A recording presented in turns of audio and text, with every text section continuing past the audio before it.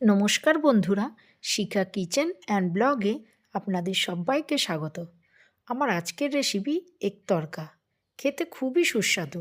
পরোটা, রুটি, লুচি, নান, লাচ্ছা যে কোনো কিছুর সাথে কিন্তু ভীষণই ভালো লাগে। আসুন দেখে নেওয়া যাক আমি কেমন করে বানাই এগ তড়কা ডাল।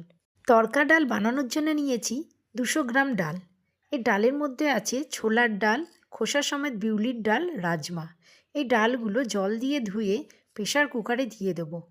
এবার এর মধ্যে অল্প একটু নুন, হলুদ আর 1 কাপ জল দিয়ে প্রেসার কুকারের ঢাকনা বন্ধ করে 5-6টা সিটি দিয়ে নামিয়ে নেব।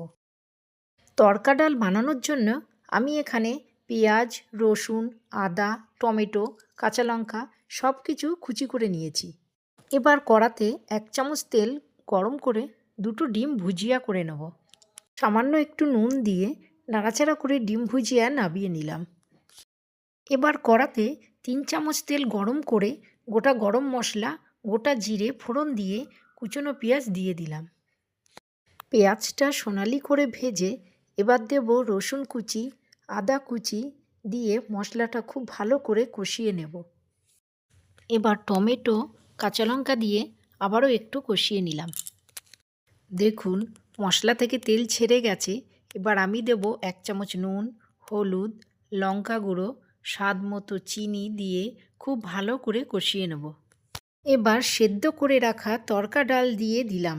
সমস্ত মশলার সঙ্গে তড়কা ডাল 5 মিনিট ধরে কষিয়ে নেব, যাতে মশলা তড়কা ডালের মধ্যে ঢুকে যায়।